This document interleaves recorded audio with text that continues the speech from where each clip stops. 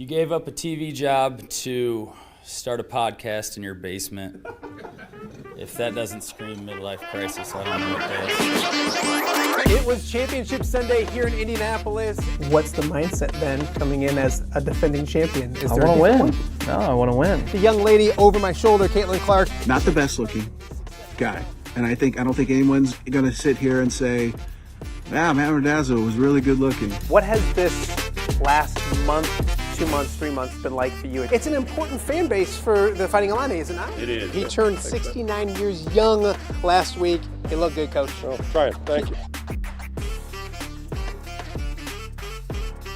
Welcome to Off the Air with Matt Randazzo here on a Wednesday in the Quad Cities. Wednesday, March 18th. Thank you guys for joining us wherever you are, however you are partaking in the show. We definitely appreciate it. We are live on YouTube. If you watch us on YouTube, if you've subscribed, we thank you for that. If you have not subscribed, please do so ASAP. It does help out us. Like, comment, it's free. Don't worry about those kind of things. And check out the show. Also be interactive on YouTube as well. You can check out the show and chat with us and ask questions for guests. Complain. A lot of people like to do that. say nice things if you want to. All those things on the chat on YouTube right now as well. We are live on X. X has been very, very good to us as well. And then we're also on all the podcasting platforms as well. So Spotify, Apple, iHeart, Podbean, wherever you get your podcasts. If you put in Off the Air with Matt Randazzo, you can listen to the show each and every day, which I always say is better than looking at the show. Especially wait till you see the guests that I got in studio today. You're definitely going to listen, not look at that as well. So also welcome to our viewers in Central Iowa. We are on the WHO streaming app every evening as well. So thank you guys for watching and your feedback and all those kinds of things as well. It is a fun week of sports. March Madness is in full swing. A lot of basketball to get to. The NCAA tournament started last night with the first 4 games and some 16 seeds going head to head. Some good stuff last night. So a great time of year. If you've missed the shows earlier in the week, on Monday we had Nicholas Bear and Tom Kakert on together talking about the Iowa Hawkeyes back in the NCAA tournament, all of those kind of things. So go watch Monday's show if you want your Hawkeye insight going into their game with Clemson coming up. We also had Scott Harding, Brock Harding's dad. Brock Harding, former Moline standout from Iowa Hawkeye, in the NCAA tournament for the first time with TCU. So great chat with Scott Harding. Check that out. Also, we had Mike Hakeley from the Illini guys as well. Yesterday, we focused on the ladies. Kyle Huseman talking Iowa women's basketball. John Bonenkamp talking about Western Illinois and the Leathernecks, a 13 seed going to North Carolina. Also, Jake Brent talking Iowa State men and women as well. So a fun day yesterday if you're a Cyclone fan. And I've actually gotten thank yous from Cyclone fans, which doesn't usually happen. So I'll take it whenever I can get it. So check out those 2 shows as well. A lot to get to on today's show. Really excited. Coming up in a matter of moments, in just a little bit, we'll be joined by Iowa standout redshirt freshman Cooper Koch, one of the hottest shooters in the entire country. My good friend Tom Kakert gave me the stat. We'll talk about it a lot during the show. He's 19 of 34 from 3 in his last 5 games. So obviously he's struggled a little bit in the middle of the season, a little slump. We'll talk to him about the slump, getting out of that slump, what's it like to be in the NCAA tournament. And also his dad played on the last team that went to the Sweet 16 back in 1999. For the love of God, it's been too long. So Cooper Koch coming up in just a little bit as well. Also, we love tracking and keeping up with Quad City standouts doing good things and big things, especially at the college level. Former Rock Island standout K.J. LaMonte has having a great season with Indian Hills. They are in the national tournament as well. He was named the conference player of the year. He now looks ahead to a big week next week at the national tournament, but then also what's to come with college basketball and their journeys nowadays. You never know where you're going to go, where you're going to end up. So we'll chat with KJ Lamont coming up here a little later in hour number 1 of the show. A really good dude. So excited about that as well. Also, speaking of good dudes, I have a guest in studio, and it's been months since I've done that. Greg Armstrong from View from the West. He's not just a football guy. He knows everything. We'll be here talking a little baseball. The WBC yesterday was outstanding. The March Madness is in full swing. We'll do some bracket picks. I got to get my picks out there, I guess. Not that anybody's going to gonna listen to him, but I want to do that as well, and a whole bunch more with Greg Armstrong. Greg's going to join me here in a second. We'll do a lot more of that later in the show as well. A friendly reminder: don't forget the OTA Bracket Challenge is up and going right now. You can go to anywhere on social media. The links are all over the place. Great response to this. We love it. We love the response we've gotten. So get on there and get your picks in. Great prizes. We thank our awesome sponsors for helping us out with that. One prize package is a MPX party trailer for a day, a rental for a day. And with that, you get a party sub from Hungry Hobo.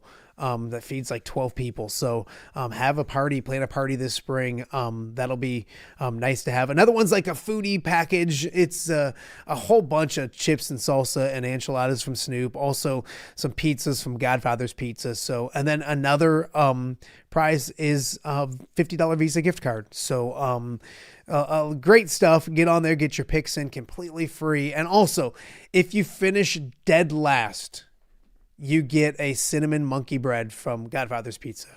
Andy Furman thinking maybe he's going to finish last or I'm going to finish last and wants to make sure I get some monkey bread. So very cool for him to do that as well. But we start today with a guest in the studio, Greg Armstrong from View from the West, joining right now. Yeah. Happy spring break. Hey, thank you. I love it. This is great. I got to take my headphones off because you're echoing all over the place. Thanks for coming out. Yeah? This is fun. You needed a basketball expert, and you called me anyway. So I said, I need to, the guy who does football at a high level. We should get him out here. No, we're going to get to our, because, and everybody knows you're a sports fan as well. So we'll get our NCAA tournament picks coming up in just a little bit. You've gotten into the OTA Bracket Challenge? I am, as of last night. Yes. That's some legit good prizes, right? I was pretty proud of that. Yeah, I was listening to all the winning stuff that I'm probably not going to get, but then the monkey bread, I might be in for that. Right? So we'll see. It's not bad. It's not bad at all.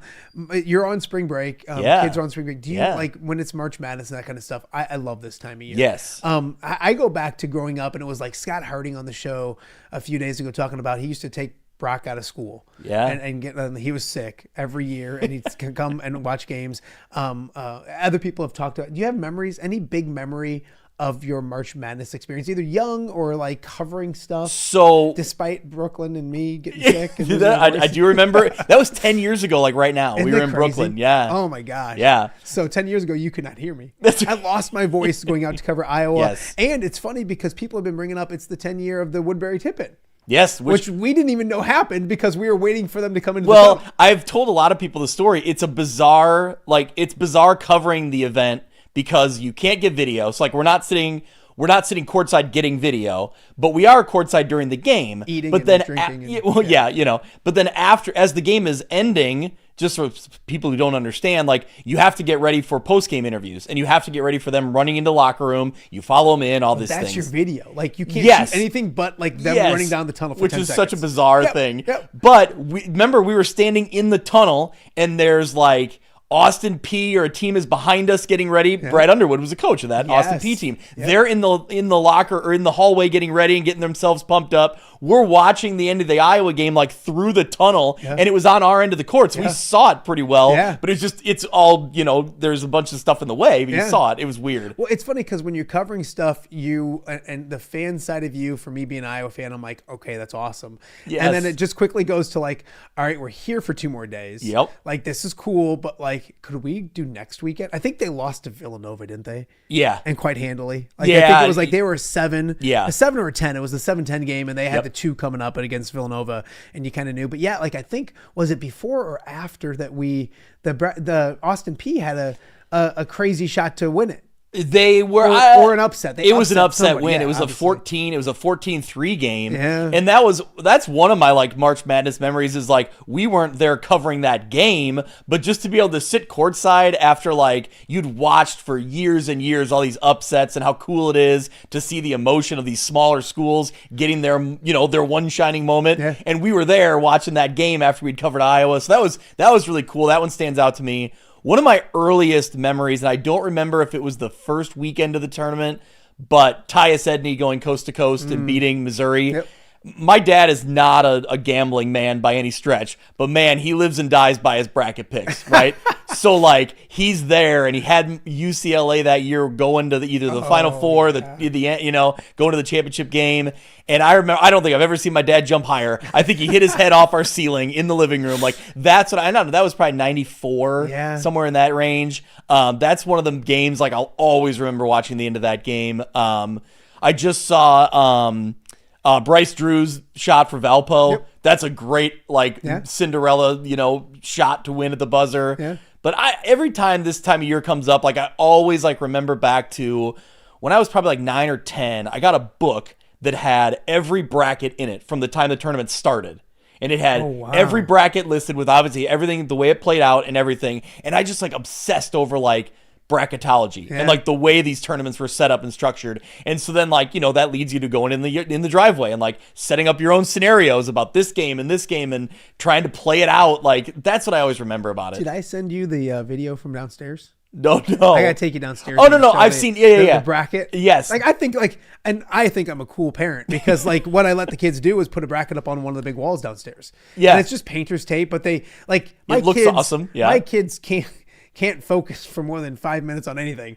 And they're downstairs for a couple hours the other night putting this thing up. I'm just you know what? They didn't fight for 2 hours. They got along. They did something productive, all those kind of things. Shout out to my wife. This has probably been before we had kids maybe even, or Casey was really little. The good old days. This has probably been about 9 or 10 years ago. We had just finished our basement and she was like, hey, we should put brackets on the wall. And I was like, oh my gosh, because I used to take Thursday and Friday off from work. Yeah. And so we did it 1 year, and then we have kids now. And so credit to you for incorporating your kids. And you said and your wife is awesome. And that's and the Facebook I put it on was your wife is awesome, your wife is awesome. Yeah. She's the one who's just let him do it. That's cool. Yeah. Well, there's 5 TVs down there. No, and that was her, I kid you not, that was my wife's idea when we were refinishing the basement. Yeah. She's like, hey, I saw this on Pinterest. And I'm like, oh my God, there's 5 TVs. And she's like, we should totally do this. And it sounds excessive. TVs aren't expensive. Yeah. It's not I remember our first big purchase when we got married, which was almost 20 years ago, was a big screen TV, and it was thousands of dollars. Yeah. I think every TV we have down there, a big one and then the 4 small ones around it, I don't know if we spent more than $1,200, $1,500 total on them. So that was the nice part. Enough of my my budget, I guess. Real quick, let's talk Cooper Koch, just moments away, but baseball wise last night. Yeah. Venezuela. Yeah. And just a great, it reminded me a little bit. I think it was good for baseball because I think it put eyes on baseball with baseball right on the corner. And I think baseball needs as much, unfortunately, help as they can getting interest. And I know people will be excited about opening day, but your thoughts, Venezuela, the USA ties it up. Bryce Harper with the 2-run homer. I thought that was awesome. And then Venezuela. Well, and to keep battling, right? And Venezuela beat Italy, who had beaten the U.S. earlier in the tournament. My homeland. And they had beaten the Dominican Republic, right? They had beaten Japan. Yeah. They had beaten Japan earlier in the tournament too. So they had to go through everybody to earn the win. And it was, for them to be able to keep their composure and withstand the Bryce Harper big moment, Bryce always seeming to be in the moment. And I love Bryce Harper, by the way. I've always just the way following his career and to see him in that moment was holy cow, he did it. He hit the home run to tie the game. And for Venezuela to kind of fight through it and, keep their composure, they get a run. Inning. They get a run on base. They steal the bag, which was super close. Even in the replay, that was super close. And then Eugenio Suarez coming up with a huge hit. It's cool, and to see their emotion of it, like you said, it's good for baseball. The crowds were fantastic. It felt a little like fall. It felt a little like the world. And the cool thing was, and you mentioned it, so they're down 1 going bottom 9, and you look and it's like an all-star game. You look at here's who the U.S. have coming up. It's oh wow, and then to go 1, 2, 3 and to win, really cool. I think good for baseball. We'll talk. Greg will be back in a few weeks because we'll do a little baseball preview, Sox and Cubs and all those kind of things as well. So Greg's here for the entire show, hanging out with us. We got a lot to get to. We're going to start with A little basketball, and Cooper Koch has been on the show several times, been on the radio show as well, the Hawkeye pregame, tailgate pregame show with us on the Hawkeye Radio Network. It's a big week for the Iowa Hawkeyes. They will be playing coming up on Friday, and we figured what a better time to talk with the lone holdover from the Fan McCaffrey era. Now getting ready for the Big Ten tournament in just under 48 hours. Cooper Koch, redshirt freshman forward for the Iowa Hawkeyes. Coop, thanks for doing this. This is like the third time you've been on my show, so I feel like you're being punished some way. Is that true? No, it's fun. I always enjoy it. You guys are heading to the NCAA tournament. Let's get the easy question out of the way. Selection Sunday, being with your team, and growing up, it's every kid's dream to hear their name or their team's name for the NCAA tournament. What was Selection Sunday like for yourself? It was fun. I know for some people it can be like nervous because for the at-large teams, you don't know if you're going to get a bid or not. But we kind of knew we were in, so it was kind of fun to just watch and see where we ended up playing and who we were going to play. What are you looking for? Are you just enjoying your name being called and celebrating and high fives? Are you listening to who you're playing? when did you? Was it more like who are we playing, or was it more like let me hear my name and we'll deal with who we're playing later? What was it for you? It was kind of who we're going to play because we also didn't know if we were going to be a 9 or a 10 seed. So then it's like if we're playing a 1 seed the next game or a 2 seed the next game. So it was kind of cool to see like what our path could be, but also who we're playing the first game. So it pops up and it's Clemson. You guys get some time to scout them, look at them. Did you know much? I know you know now, but when Clemson came up, were you like, oh, they have this guy, they have that guy? Or was it just like an ACC team, we don't know much? What did you know about Clemson when the name popped up? I didn't know much. I think I'd watched one game of theirs this season, but I know that they have a really good defense just like us. So it's going to be a grinded out game. You've learned that. I think that was the first thing when talking with other people and media members, that pace of play came up. What else have you learned about that team? Obviously, you respect every team you're playing this time of year. They're playing in the NCAA tournament for a reason. What have you learned, and what do you kind of focus on as you guys get ready for a game on Friday evening? They don't really have like one standout player. They all just they all contribute. They have like 4 or 5 guys that average 9, 10 points. So it's going to be a group effort. It's not just going to be a shut one person down type of game. So it's going to be a fun one. You look at the matchup and it's a Friday evening matchup. Is it just Clemson? Is that it? Is that all you can look at? I don't want to be that media guy that gets you in trouble, but you got to look at, do you look at the big picture on what might be next, or can you do that a little bit? Or is it peak and then get back to business at hand? You definitely kind of just look like when the bracket first comes out, but then you have to focus on Clemson. I mean, the first game's always the hardest game, or from what I've heard, the first game's the hardest game. So we got to beat them first and then take it one game at a time. 7 games to go, hopefully. Oh, I love it. Cooper Koch joining us on Off the Air with Matt Randazzo. Coop, you talk to me about this team right now. Obviously, some really good performances towards the end of the season. Michigan, a good game, just short. Nebraska, in overtime, losing there. A good performance in the Big Ten tournament, and 2 actually. I would say 2 good performances. Where is this team at? How do you guys feel physically and mentally as you get ready for the NCAA tournament? I think we've been trending upward lately. We've had some really close games that we should have won, but it's been like that all year. So we've kind of known that we have the capability to beat these really good teams that are projected to win the tournament. So we just got to keep doing what we're doing, sticking to it, and just come prepared game 1. You are playing a lot of basketball this year, and last year, obviously, you didn't get to play like you wanted to, as much as you wanted to. How are you physically? Not just you, but this team. I would argue, and I'm not you guys, and you never want to lose a game, but the silver lining of losing to Ohio State was a little time to maybe rest up and get right physically, if that's a thing. How do you guys look at that? I know you don't want to lose any game. I get that. But was the extra couple days off a good thing, or how are you physically? I'm doing good. I know some of the guys are doing good. Maybe we might have like a couple like just little bang up injuries in practice, just bruises here and there. But yeah, the day off definitely helped. Although we wanted to play Michigan, we wanted to get another shot at them, but yeah, it definitely helped because we got to rest and then we got to work on some things in practice that we needed to work on. Cooper, you're one of the hottest shooters in the country right now, and it was funny because was it Thursday or Friday, Tom Kakert was on, and we did our Cooper Koch appreciation show. We literally did because the critics probably have been around a little bit during a slump during the season. You've made 19 out of your last 34 threes. That's elite shooting. What's clicking? What's different? What's it felt like for you the last at least 5 games? I think the only thing that's different is they're going in. I'm getting them in the same spots that I usually shoot them, maybe slightly more rhythm, slightly more open. But yeah, Bennett's coming off the pick and rolls, finding me, hitting the pockets, and the bigs are finding me. So just got to stay confident, stay steady, and just keep knocking them down. I think you'll be the first to admit that there was a 6-game slump for yourself during the season. How did you handle it mentally and physically?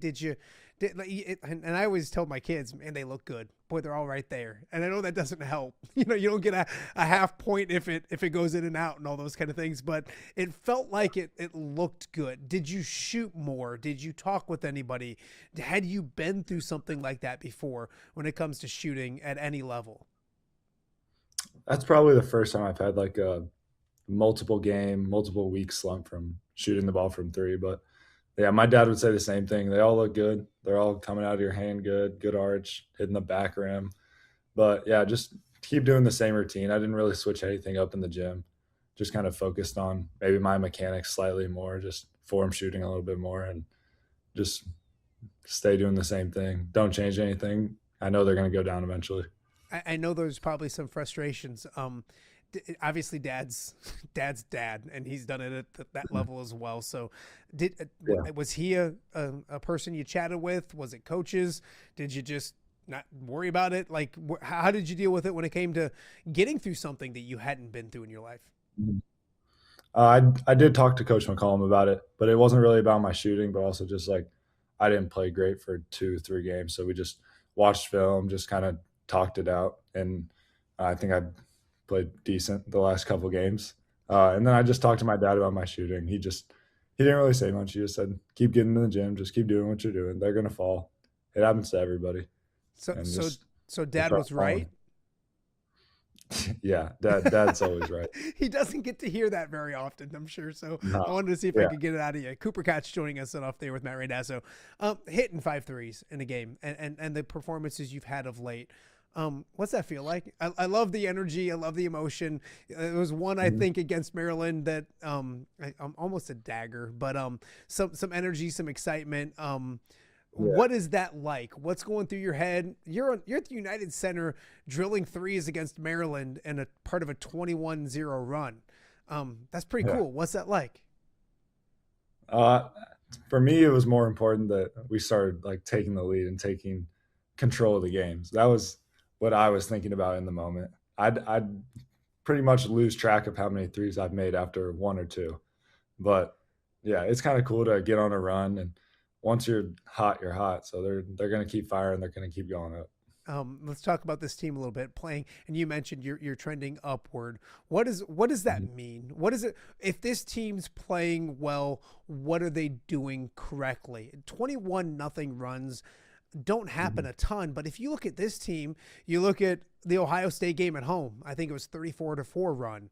There was games earlier this year against, I think, UCLA, where it was another crazy run like that. When you guys are playing well and having those type of runs, what are you doing correctly?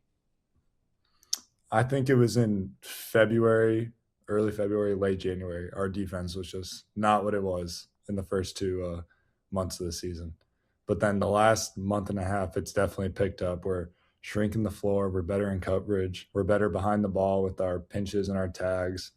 And that translates to our offense. And that's when we start going on those runs, because you can't go on the runs without getting the stops. So getting the stops is definitely what has helped us go on those big runs. Cooper Koch joining us on Off There with Matt Randazzo. Coop, you look at the Big Ten season's done. A couple questions about that. What was a full season in the Big Ten like for yourself, even teammates, because they played a lot of college basketball, but a lot of them that came over from Drake hadn't played a full season in the Big Ten, the gauntlet, the grind, 20 games, all those kind of things. What was it like for yourself? What was it like maybe for your teammates? Probably tougher to answer for them. Is it what you expected? Is it the grind that you maybe expected? I went through it last year, but it felt like it just flew by this year compared to last year. It was a lot more physically and mentally draining. It was tough, but it's also fun. You get a crack at a good opponent every 3 nights, basically.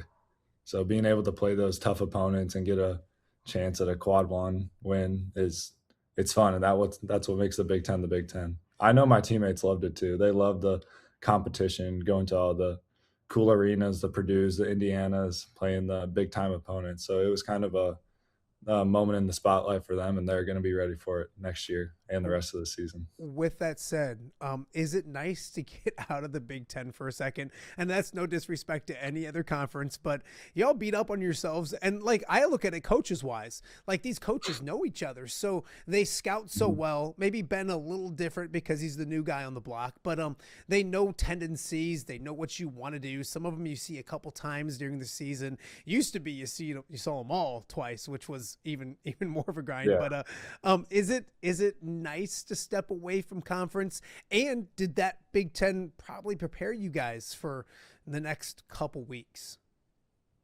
It definitely prepared us for that. And I would say the Thanksgiving tournament that we had at the start of the year, going out west, is going to prepare us for this too. Playing in a neutral site against other conferences, new faces, new coaches, new systems. It's definitely all prepared us for what we're about to go through.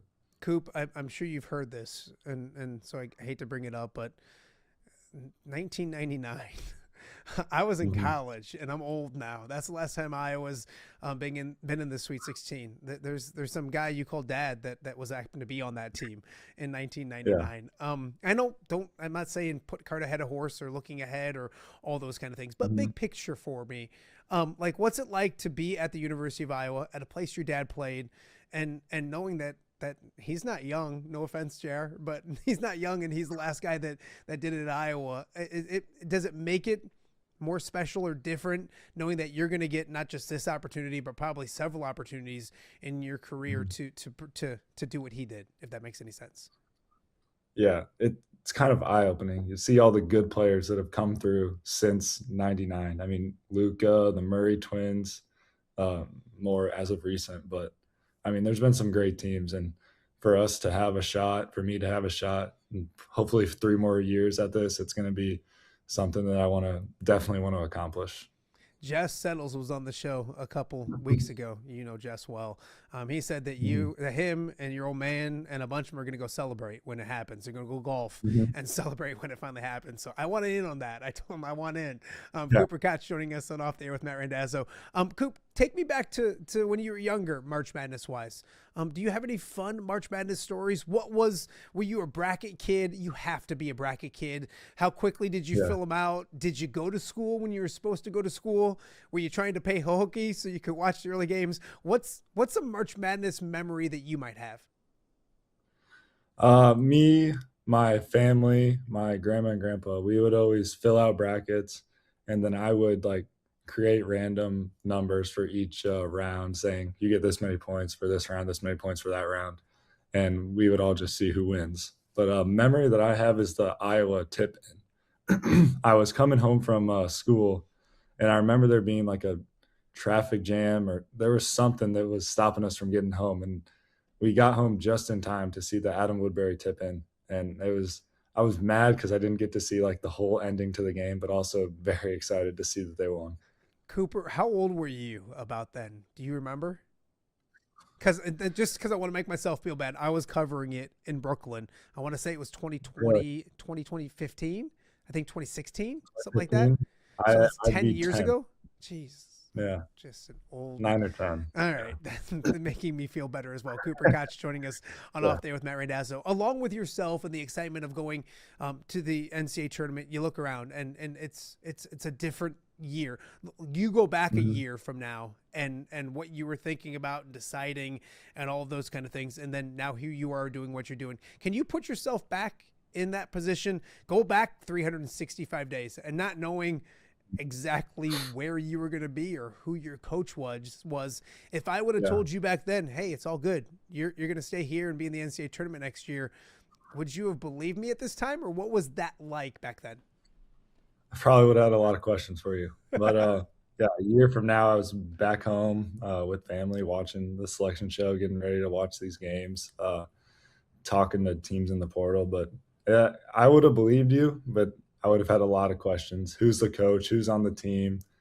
Am I going to play? Am I going to be able to play? Am I going to be okay? Just all that type of stuff. It's worked out pretty well, along with yourself, and things have worked out with you. You look at those guys from last year, and I know that you're as close as can be with your new teammates and Coach McCullum, but you obviously still have connections with people all over. And you look and you see, Price doing what he's doing, and Brock Harding is in the NCAA tournament with TCU. Riley Mulvey is going dancing with Siena.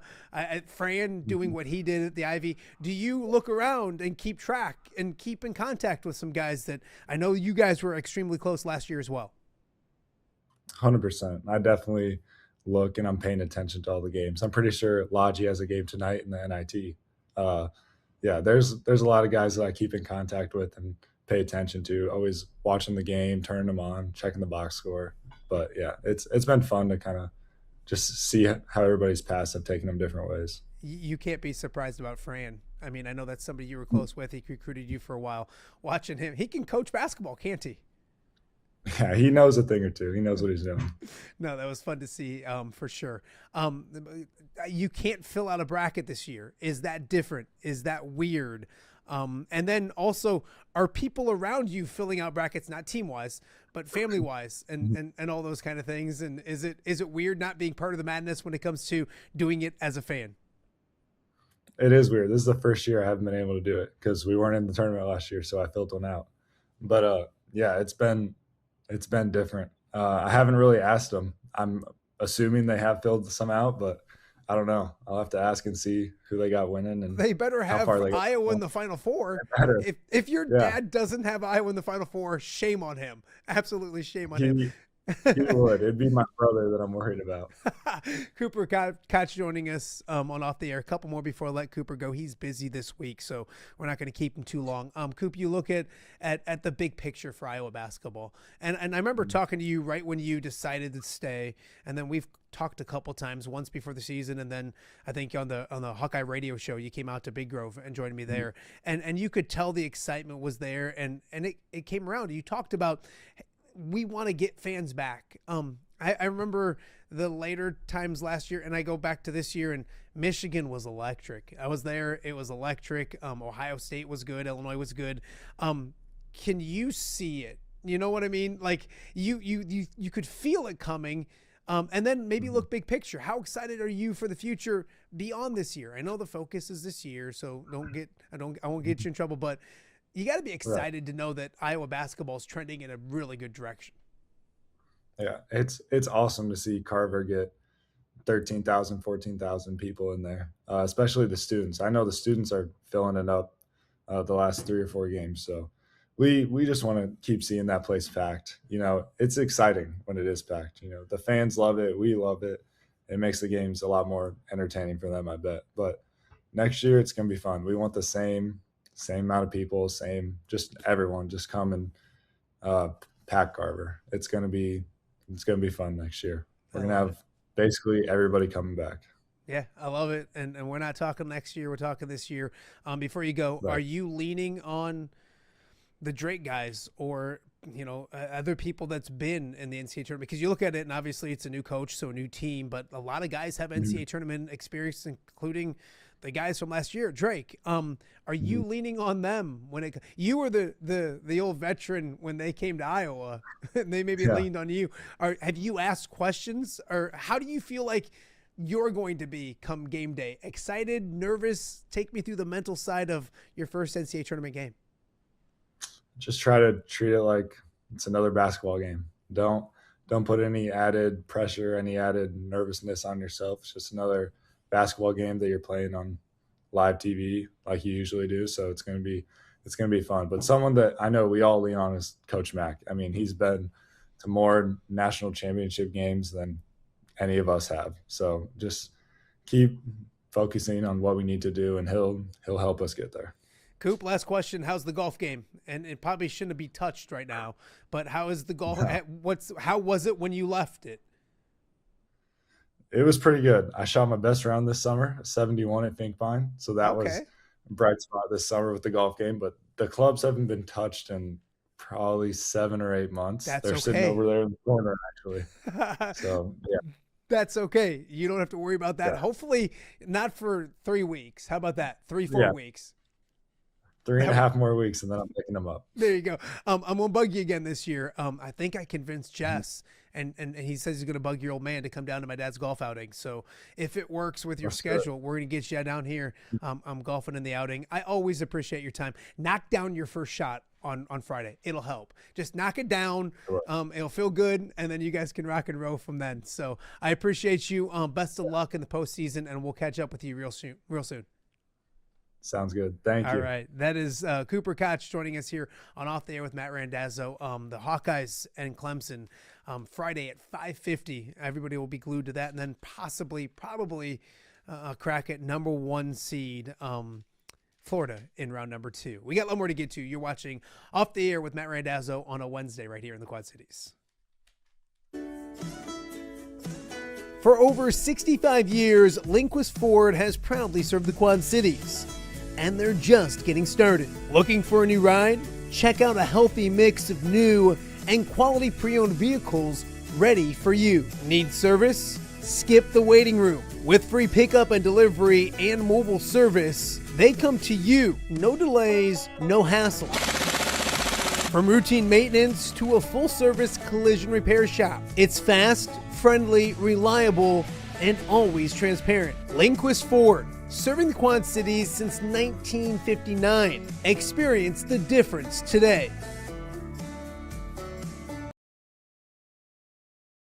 Hey, I'm the Crawford guy. Ooh, do you guys always speak at the same time? Sorry, guys. I'll go first. You know, if you need help with your heating or air conditioning, or electrical, or plumbing, Crawford Company can solve your problem. But what about your problem? What problem? Do you not hear yourselves? Take it from me, the Crawford lady. And me, the Crawford guy. Crawford is the comfort company.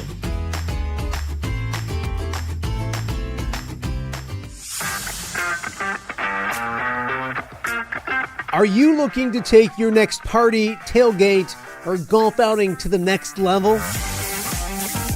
You need mobile party experience. MPX features 3 top-of-the-line party trailers equipped with all the amenities you need to party like a rock star. Smart TVs, Yeti coolers, JBL sound systems, grills, bathrooms, and much more. Mobile party experience is an experience like no other. Check out my-mpx.com or call 563-514-1470 and book your mobile party experience today.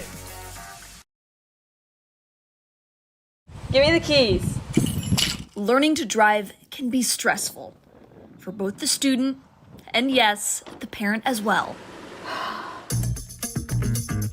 Relax. There's an easy way to avoid the stress. Skiles Driving School in East Moline has been helping new drivers hit the road with confidence for over 20 years. Whether you're a teen earning your first license or an adult looking for behind-the-wheel training, we've got you covered. Their certified instructors are patient, experienced, and use modern vehicles equipped for safety and comfort. From classroom instruction to real-world driving, we make learning safe, affordable, and even fun. Call 309-278-0098 or visit skylesdriving.com. Skiles Driving School. Get in, buckle up, drive your future forward. Welcome back to Off Day with Matt Randazzo here on a Wednesday in the Quad Cities. It's a big time of year for basketball on all levels when it comes to the college level. Of course, you got the NCAA tournament going on starting on Thursday. The women will take center stage. They start on Friday. But every level, and we talked last week a little bit about the D2 and D3 level. Every level has something going on, including the junior college level as well. And one of the best junior college players, not just in our area, but the entire country, is from right here in our own backyard. His name is K.J. LaMonte. He joins us right now on Off Day with Matt Randazzo, former Rock Island standout. How are you, my friend? Thank you for taking the time to hang out with little old me. Nah, man, I appreciate you for reaching out, man. This is a high honor. I've watched a couple of your episodes. I watched the one with Coach Polite, so it was, been long overdue, man. I couldn't wait to get on the podcast with you. I love it. I love you doing that. It's been an amazing season for you. Things continue to get better and better. Of course, on I believe it was Monday came word that you're the ICCAC Player of the Year, Conference Player of the Year. Before we talk about the team and all those kind of things, to get an honor like that, to be a Player of the Year anywhere, what's it mean to you to hear that award on Monday? It's just a tribute to the work that I put in the off season and my work ethic. Obviously, I couldn't do it without my team, without my coaches putting me in the positions that they put me in all year. So appreciate them as well. But yeah, like I said, it's a huge shout out to my work ethic, and it's starting to show, man. It's starting to show. You look at it, and it's been a journey already in college basketball for you, and we'll talk a little more about it in a second. But being where you're at right now and getting the opportunities in Indian Hills and doing the things you're doing, what is it about that place right now that was right for you this season? And you kind of talked about it's starting to pay off. Talk about the maybe the marriage with Indian Hills and what that place has given you this season. Man, I don't think I've had 30 wins in a season ever in my life. So this place breeds winning, man. They always go to the national tournament about every year. They got a pretty good path at it. Always got a shot at the national title. So I don't think that's something I've ever really had, like it's a once in a lifetime opportunity I might not have at the next level that I go to. So, or the year before at my Division II. So yeah, man, they just gave me that shot at the national title, and they obviously needed players like me to help them do that. When you get there, when did you know it was right? Last year you spent the season in New Mexico Highlands. We'll talk about that in a second, but not close to the Midwest, way out in New Mexico. Was it right when you hit campus? When did you realize that this was going to be a good thing and a good fit for KJ LaMonte? I would say like around Jamboree season, which was in October. We had a couple of preseason games, and I just was gelling well with the guys, and we were getting along so well, and we had such a talented, deep roster. I was like, oh, this group is special. We got a chance to do something very special this year. You have that chance starting next week, a 3 seed, so you got to wait to find out who you're going to play, but it all tips off for you guys next Monday, coming up on a Monday. Going into the postseason, what are the expectations? You talked about winning at that place, and they're used to it. You're used to winning. How far can this team go? How good can you guys do this next couple weeks? We can go as far as we want to go. I think the only thing that could stop us is us. We just got to clean up some things on the defensive end. We kind of got lackadaisical in our last game. So if we get more, I would say, play with more of a sense of urgency, I feel like we can go as far as we want to go. We can go do the things that we want to do, which is win a national title. Former Rock Island standout, Indian Hills Community College standout KJ LaMonte joining me right now and Off There with Matt Randazzo. KJ, you look at it and it's a journey in college basketball. We talk about it all the time. It's a different era, all those kind of things. Can you talk about your first 2 years? And this year's not done yet, but it's been a journey. It's a winding road. Take me back at Rock Island. And if I would have told you, maybe 5 years ago that you would be in New Mexico for a year, then at Indian Hills, what's the journey been like for you? Oh man, it's been like you say, man, it's been a crazy windy road, but I wouldn't have it no other way. Obviously, I needed the stuff that happened in New Mexico to get to where I'm at now. So you can't take any part of the journey for granted, man. College basketball, like you say, it's a new era, man. It's more so like a business now. Like you never know where you're gonna go, and how long you're gonna be there. So yeah. With that being said, I guess, and you don't know the answer to this, but I got to ask you, what is next? Obviously, what's next is some more basketball and some big games for you guys. But when it comes to yourself personally, have you started? Obviously, you start to figure things out.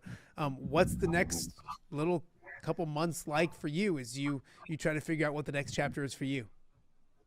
Okay, so hopefully we do good in the national tournament and some more coaches get eyes on me. And after season is typically when JUCO guys start taking their visits, getting on campus with the coaching staffs that have recruited them all year.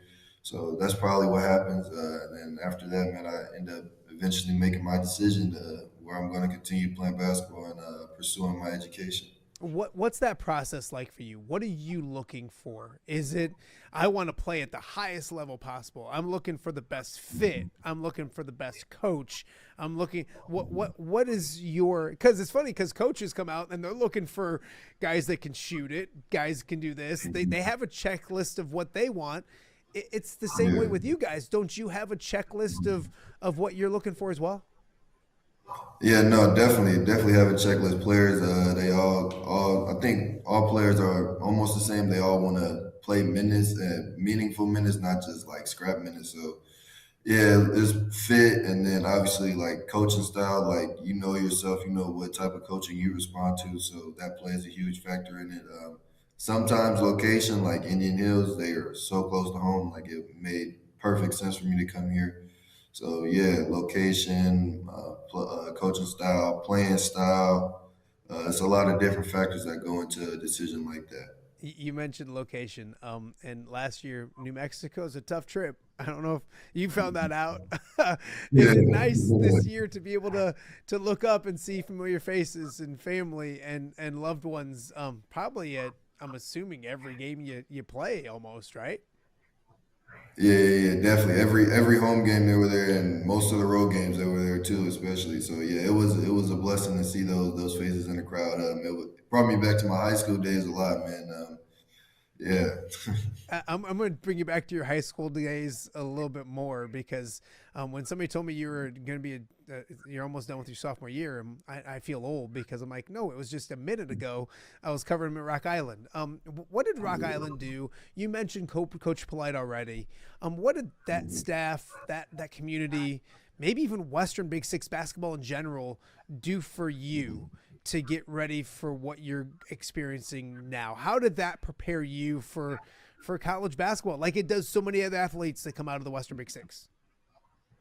Like you said, it's a bunch of college athletes in the Western Big Six. It's almost like a breeding ground for getting you ready for the next level. So, yeah, that's basically what it did for me. And the coaching staff, Coach Polite runs Rock Island. He runs it like a college program, I would say. And he does that because he's been a college coach for a long time. He played for a long time. So he understands the game. He gets it. And he ran Rock Island like a college program. He taught me the things that some coaches here at both of my schools have tried to emphasize. So when they say stuff, I already know it. And that's just super helpful, man. So, yeah, they taught me a lot, and I would never take it for granted. The cool thing was, KJ, and I knew you were at Indian Hills, and somebody told me earlier in the year you're having a good season. But it was Monday. I look on social media, and it's not just Rock Island guys. It's Quad City people retweeting the Player of the Year stuff, and well-deserved. It's a community thing. Can you talk about Quad City basketball, if that makes any sense? Because we have so many guys from our area, and it's more and more than ever that they go off and whatever level it is, they're playing college basketball and doing well. What's it mean to go on social media and see all these, not just Rocky people? It makes sense if it was Rocky people, but it's Quad City people showing you love.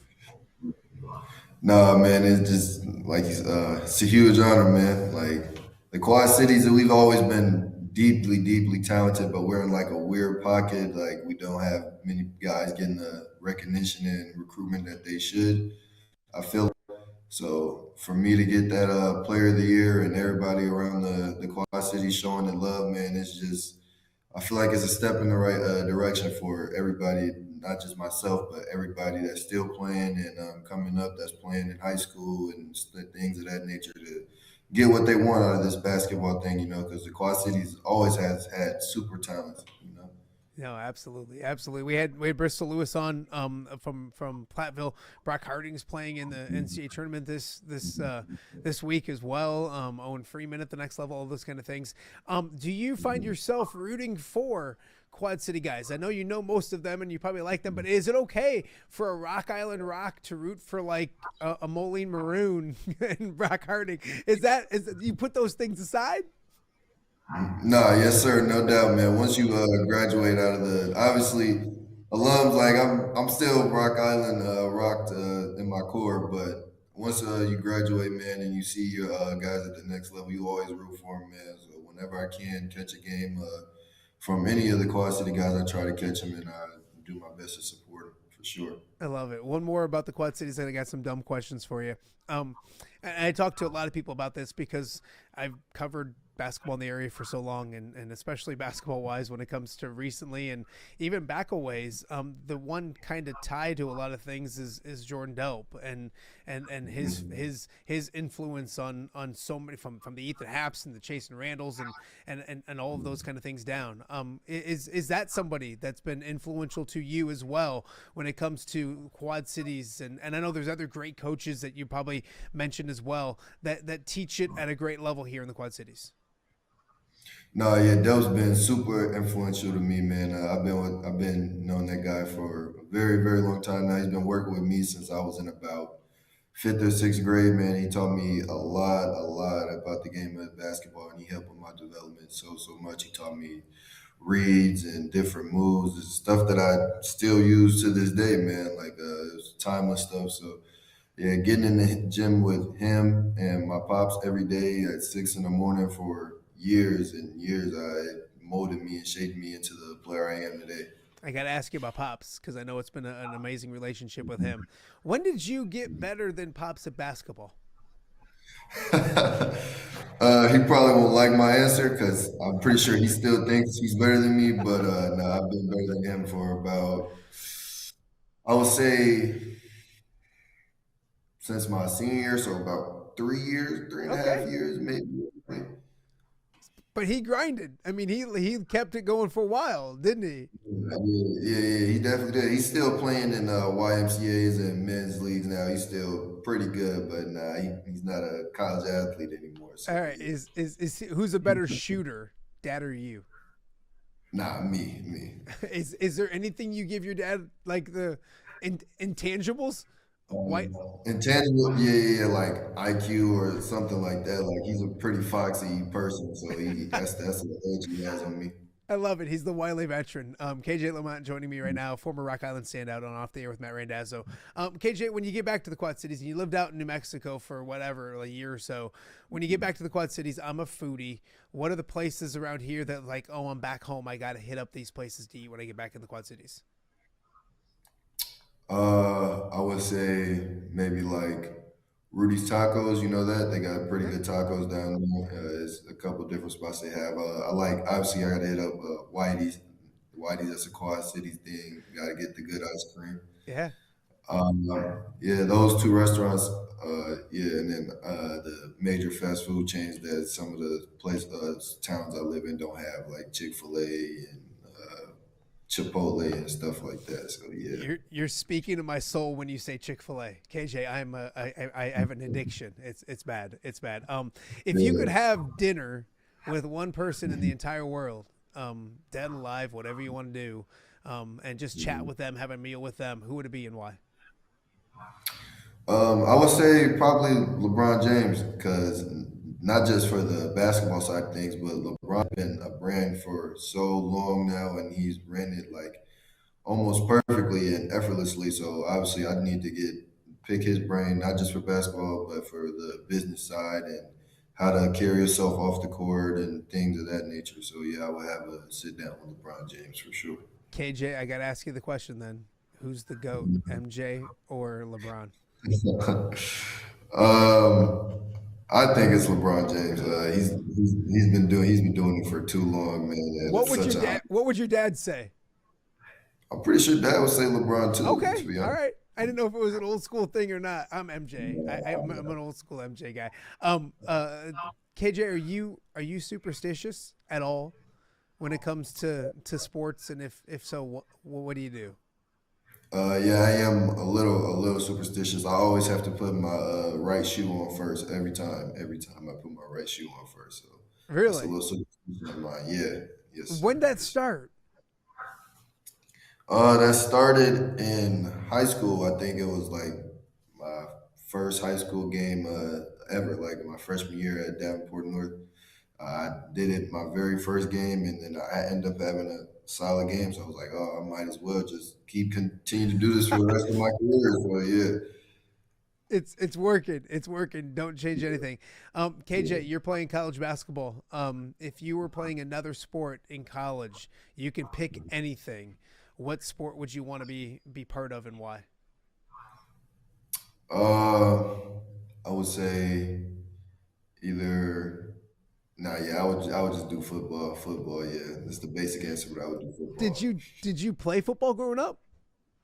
Nah, man. I wanted to, but Pops was too worried about the head injuries, man. I told him I was tough enough to do it, but he just didn't believe me. So yeah. Hey, but now you're as sharp as can be. You're not worried about anything like that.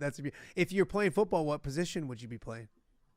I would either be a wideout or a defensive back, one of those two positions in the outfield like that. So yeah. Yeah, I can definitely see that as well. All right, KJ, before we let you go, just the thoughts as you get forward and play in March Madness. I know that national tournaments are important, whatever level. Kind of talk to me, what's this week like team-wise? What are you guys stressing? How are you guys? Because like we mentioned, we don't know an opponent yet. So what are you guys focused on right now as you guys make a run for a national championship? We're just focused on staying sharp, man. We're probably gonna get after it these next few days. This week in practice, we got to compete and get after each other just to make sure we stay sharp. Because the team that we're gonna play is gonna have a game on us at that place. So just to make sure we're still in shape and in game flow, we're probably gonna get up and down a bunch and go over sets and just go over both teams. To be honest, because we don't know who we're playing yet. So yeah, we'll do that, man, just to stay sharp, and then hopefully we get the results that we want. I love it. KJ, congratulations on the great season. Don't stop now. Keep winning games, do something special, and then best of luck in the future. We'll catch up soon. I appreciate you. All right, thank you. Appreciate you, man. All right, that is KJ LaMonte at Indian Hills right now, getting ready for the national tournament, player of the year in that conference, which is awesome, and of course a big future ahead. So we wish him the best of luck moving forward. We got more to get to. You watching OTA? It's a Wednesday right here in the Quad Cities. We'll be right back. All right, be honest. Are you craving Hungry Hobo again? You know, that fresh sliced meat piled high on those amazing sandwiches, hot off the grill chicken and steak with all those delicious toppings, the biggest and best selection of baked potatoes, or simply some waffle fries dipped in cheese. Well, now that Quad City favorite is even easier to get. Download the Hungry Hobo app today. Order ahead, skip the line, and earn rewards all at the same time. There's Double Points Monday and exclusive specials as well. With 12 locations in the Quad City area, it's Hungry Hobo. Now even easier to find, but still hard to resist. Rafferty Funeral Home, dedicated to serving families in the Quad Cities since 2007. Hi, welcome. Hi. Here, come on in. An experienced staff plans each service to reflect the unique life and legacy of your loved one. Rafferty Funeral Home is proud to serve our community with dignity, respect, and compassion, helping you to celebrate your traditions and lasting memories no matter your faith, culture, or budget. Rafferty Funeral Home in Moline. Call today to discuss prearrangements.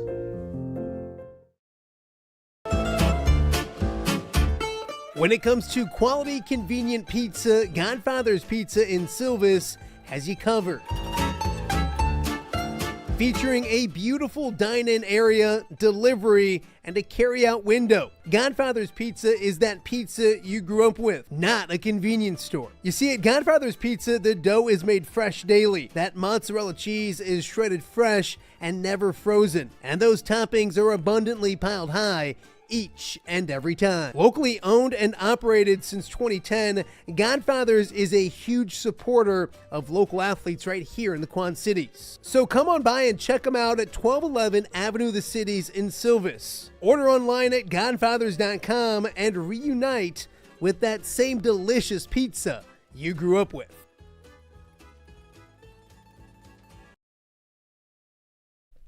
Welcome back to Off the Air with Matt Randazzo here on a Wednesday in the Quad Cities. I went to change my audio and I figured I got to talk in the microphone. There we go. It's been a fun show here on Off the Air, a Wednesday in the Quad Cities. Sun is out. My son's actually playing a baseball game tonight, so which is wild, but I guess Peoria is a lot better off than we are right now. So, but of course, everybody thinking college basketball. Great to catch up with Cooper Koch.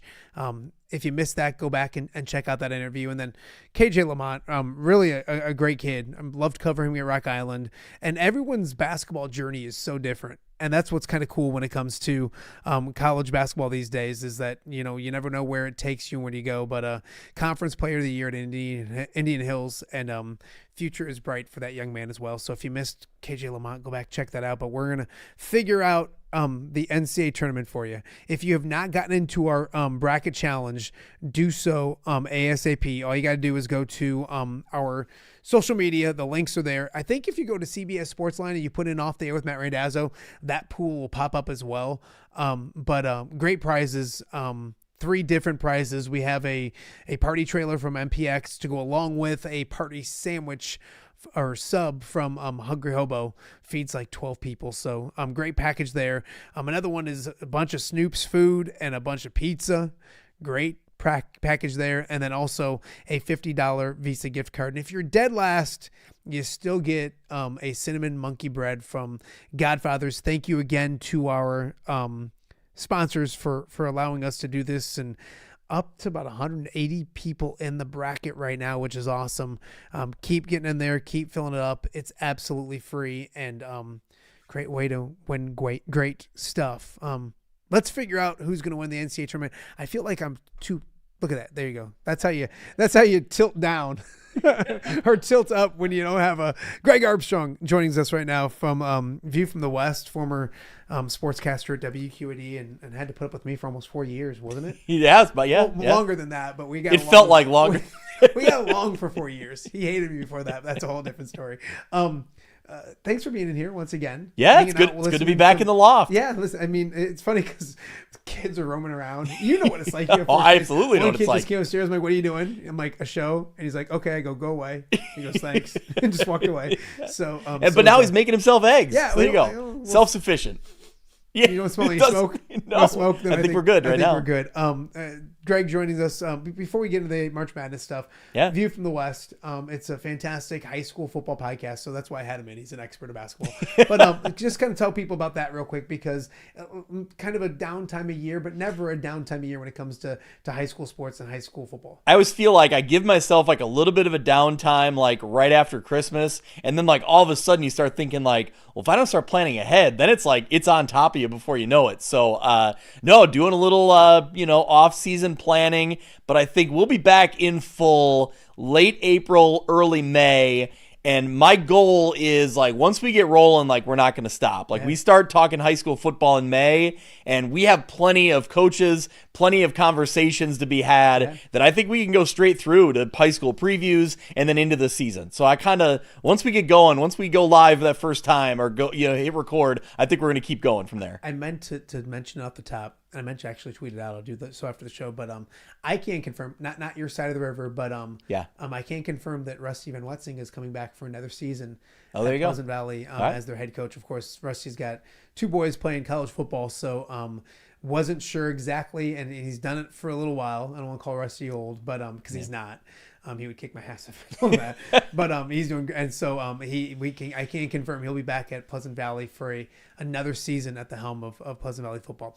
Enough football stuff. Bracket wise, have you ever won a bracket challenge or a bracket anything or go back in your life? I was thinking about that. I know I have won it. It's been a long time ago. Yeah. I mean, it's probably been 10 plus years since I've won one. Do you remember the Illinois Final Four runner up? I do. They lost to North Carolina. I do. I won every pool I was in that year. Okay. It was amazing. And I had because Illinois, of what? Okay. But I had North Carolina beating Illinois in the there you go. game. And so like I felt like everyone was like, well, you're rooting against Illinois because you hate Illinois. I'm like, no, I just want money. Like that was, and so that's the big one I can remember.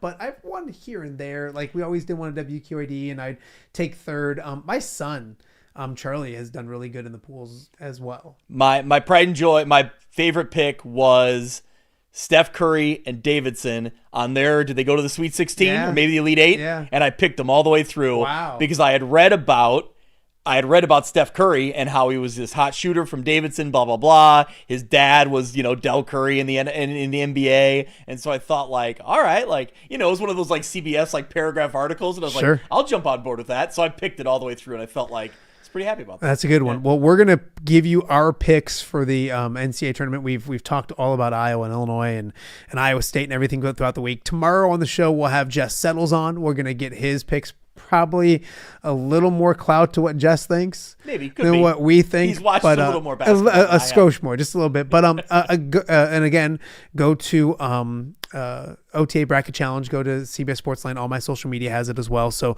we won't get really boring with stuff. We're going to go through a lot of them, but we'll start with the East region, and we'll kind of go through them. We'll just go back and forth. Duke Siena. I'm going to go Duke. I'll be with Duke as well. The next one is interesting in our area. It is Ohio State, who's been playing really good basketball, just beat the Iowa Hawkeyes in the Big Ten tournament and almost knocked off Michigan. They've been playing really well. TCU comes in, winners of 9 of their last 11 games. They have victories at Texas Tech and several places. They beat Florida this year. They beat Wisconsin this year. They got this point guard by the name of Brock Harding. Ohio State TCU, Craig. Well, I just heard a podcast today as I'm trying to gain my bracket knowledge. That's not my knowledge. I'm taking it from somebody else on a podcast. They were really high on TCU in this one and maybe even getting crazy and saying TCU in the next round. So it's cool to hear, Brock Harding being shouted out in this guy's, like I said, it's a CBS national basketball, guy covers everything. So he was really high on TCU. So sure, I'll go TCU right there. I love the fact that they're in Greenville because there's a ton there. Yeah. Excuse me. He's there. They're playing that game. We'll get to Illinois and Penn in a second, but Fran will be there probably. I'm trying to think days wise, different days. So Fran maybe actually get a chance to watch Brock play, but I will go TCU of course as well. There you go. I'm not picking against the Quad City kid as well. St. John's underseeded. Everyone really likes them and they're a 5 seed. They play Northern Iowa. Scott Weiss might be watching and he loves his Panthers. That's a nice game. Yeah, I like the Northern Iowa story. Yeah. They came out of the Valley when it was a pretty it was competitive, right? There was no clear-cut favorite in the parity, Valley. But not elite play, maybe. So I worry that maybe, to your point, a lot of parity, maybe not an elite team. I think that, a St. John's team that maybe could have been seated higher, that's a tough draw for Northern Iowa. Yeah, I'll go St. John's as well. Sorry, Wheezy. Farouk. What was his name? Ali Farouk-Manesh. Yes. There's Ali a March Madness moment. And I can't believe Remember Eagle Cedar? Yes. He was from Bellevue Marquette. And I remember, this is that's way off topic, but Weezy and I went to Bellevue Marquette to do a story when they were going to the Sweet 16. And we were going to the school, meeting some people, doing a feature story, and we stopped at a little place in town to eat. And we're like, this is a local kid in the NCAA tournament in Bellevue. And I sat down, and we had just started an 11 o'clock show at WQAD. Yeah. And I said, hey, can you guys turn on the WQAD? And they're like, what's that? And we're like, well, the ABC affiliate. And they turned on the ABC affiliate, and the ABC affiliate was KCRG. Yeah. In Cedar Rapids. I said, well, what's the NBC?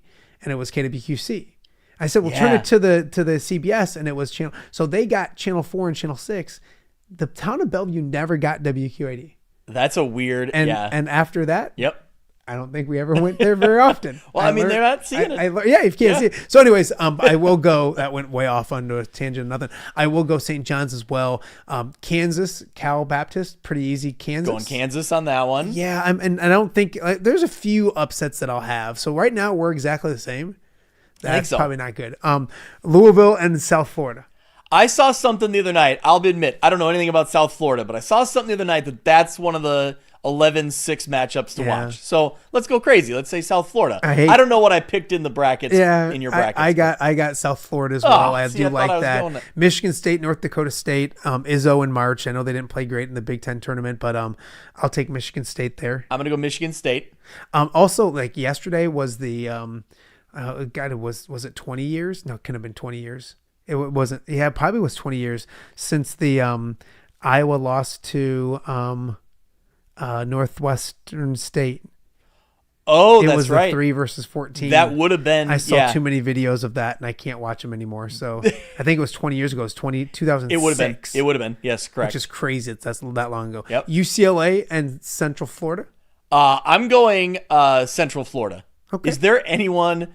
Well, here, are there any two coaches less likable than Hurley at UConn or Cronin at UCLA? Well, that's my second round matchup. Because you're right. I have Cronin and when they've just been playing a lot better basketball. I dislike. You're exactly right. He just seems. He's that guy that if you gave him $100 bill, he'd be like, "Well, I mean, it'd be easier if I had 520s." Yeah. Like he'd complain about. He seems like he's going to complain about it, and he complained about like being in the Big Ten and having to make all the traveling he does. So I think it's very fitting that they can complain again because UCLA is going to Philly. Yeah. So they made him travel once again, but I'll take him.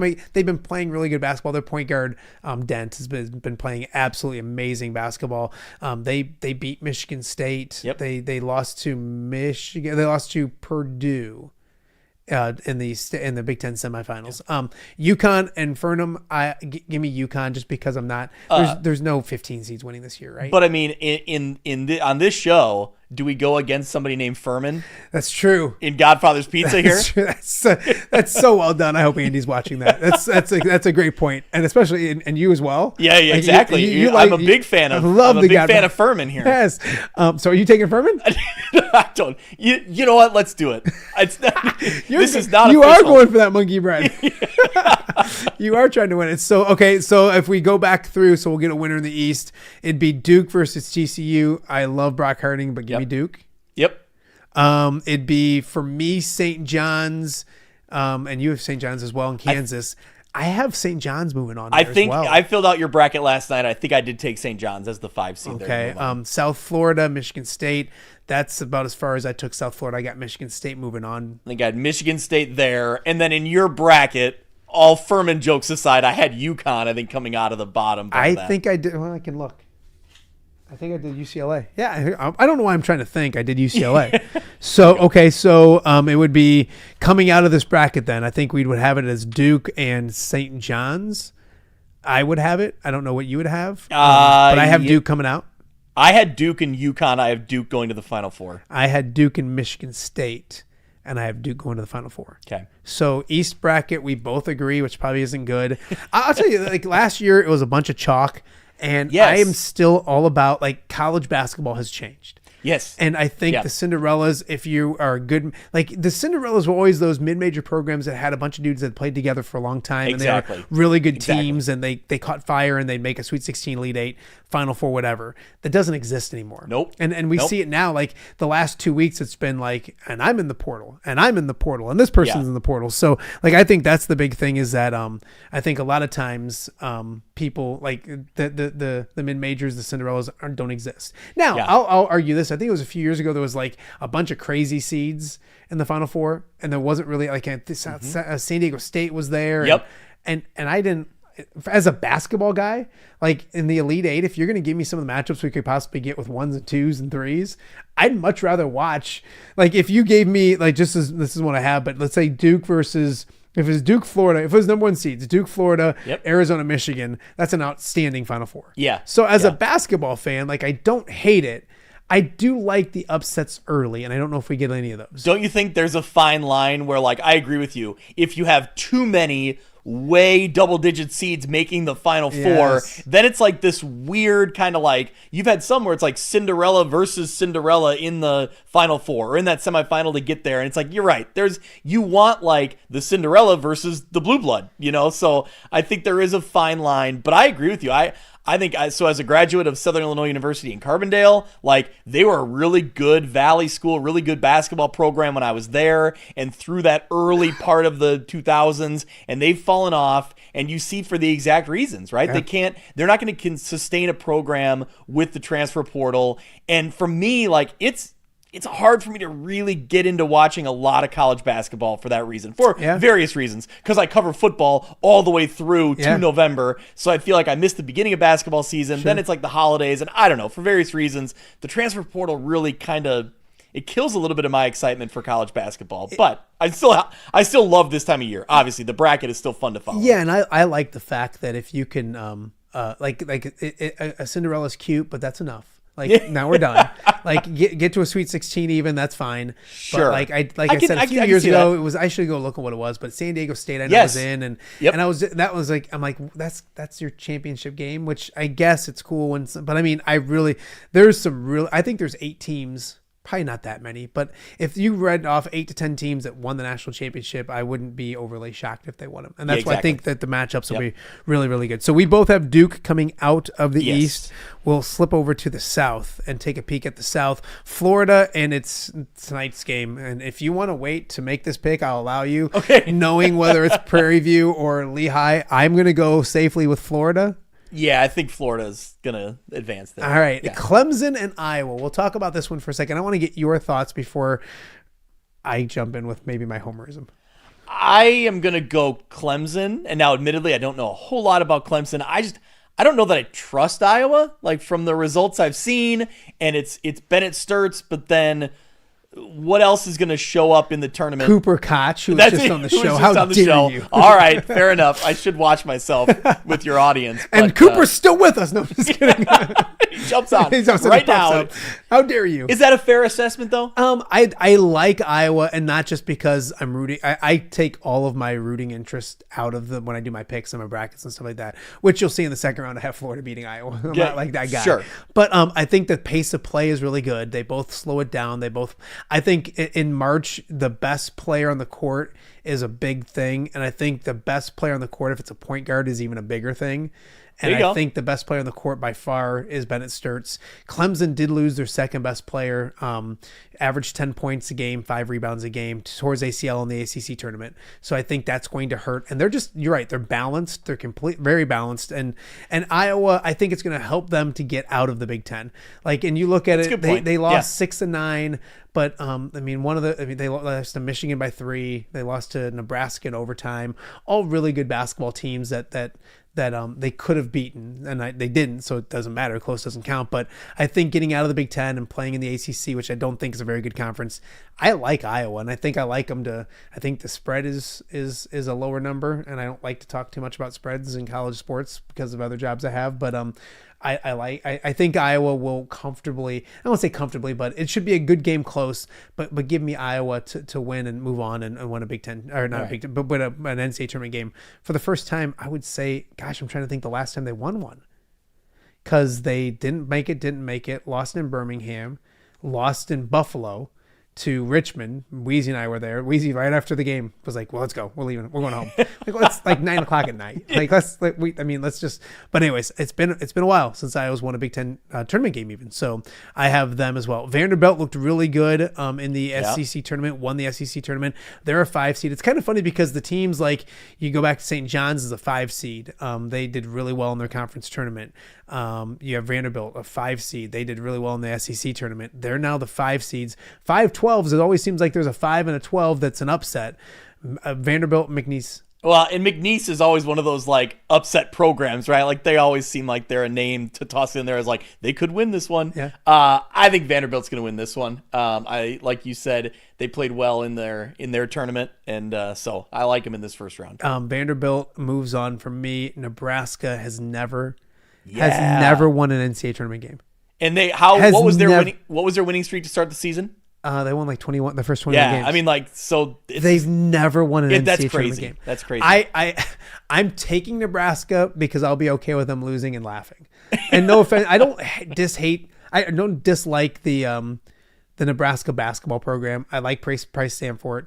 I like Fred Hoiberg. Like I mean, he's always been a classy guy. I think he's a good human being, all those kind of things. So I dislike Nebraska because of their football fan base, and I think they're kind of goofy sometimes. But I'll take Nebraska here. But they haven't been playing great basketball down the stretch. They got blown out by UCLA. They lost quickly in the NCAA or the Big Ten tournament.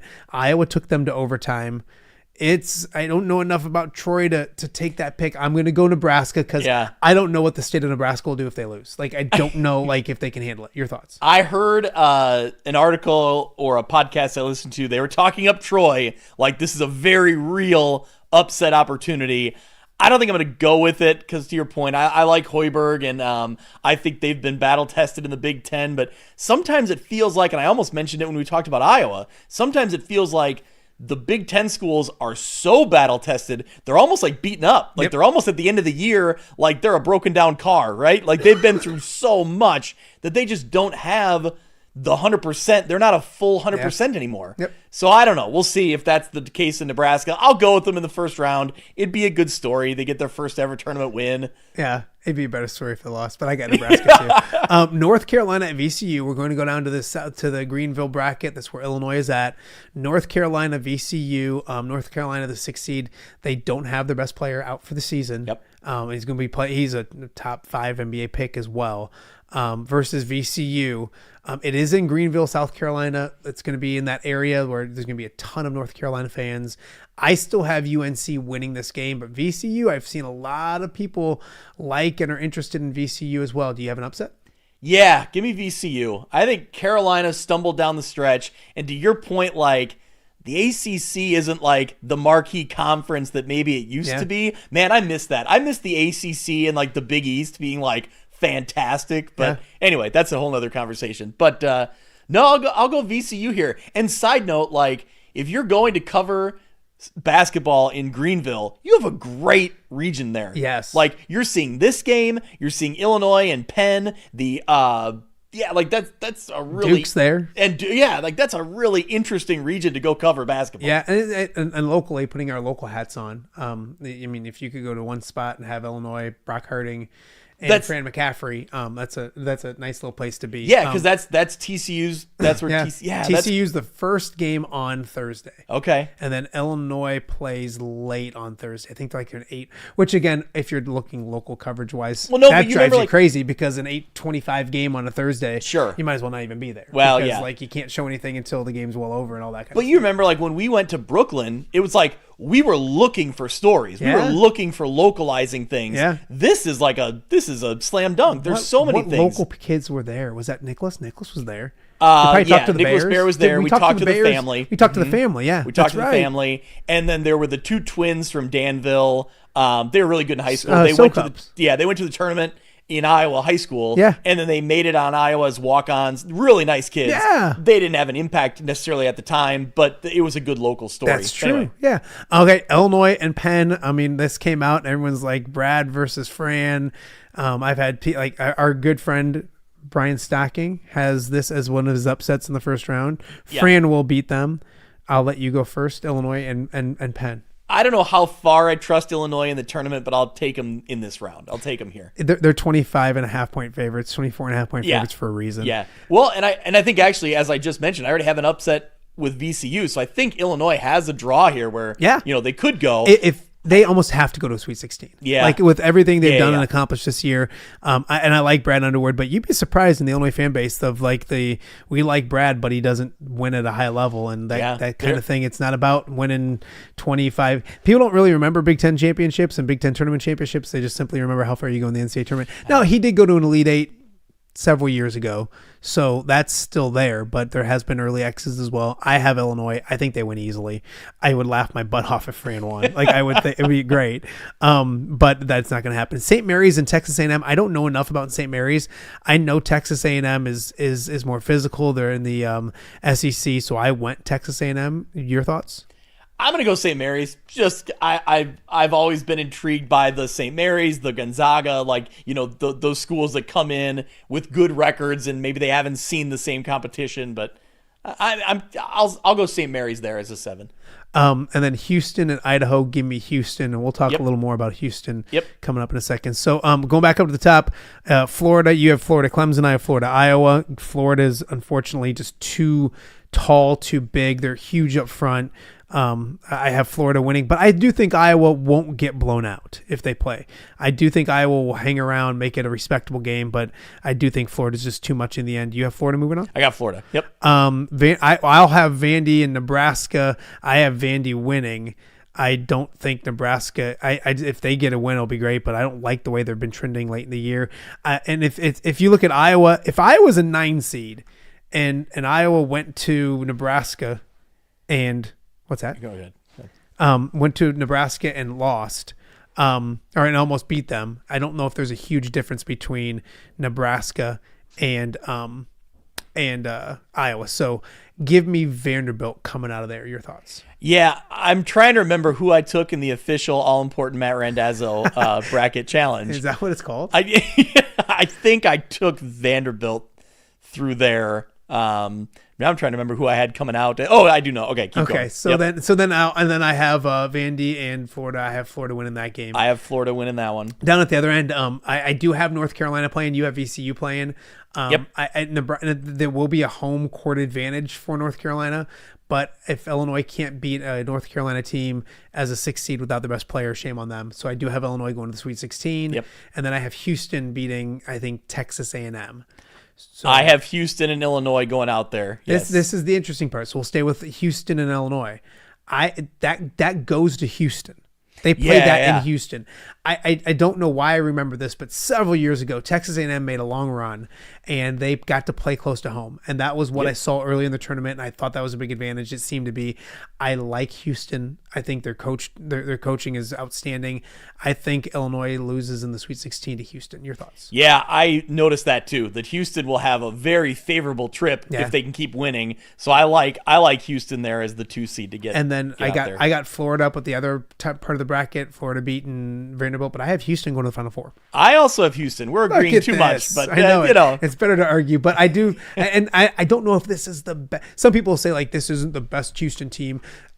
It's really good, and like I said, that advantage of being at home, and I think they got a good draw. Illinois can beat anybody. They can beat anybody in this tournament. They can win whatever games you need to win. They can go to a Final Four. All of those kind of things. They sometimes shoot themselves out of games. Yeah, and I don't know if that. I don't think it happens early, but against a Houston team, give me Houston. We'll see what happens with that. So we got Duke and Houston.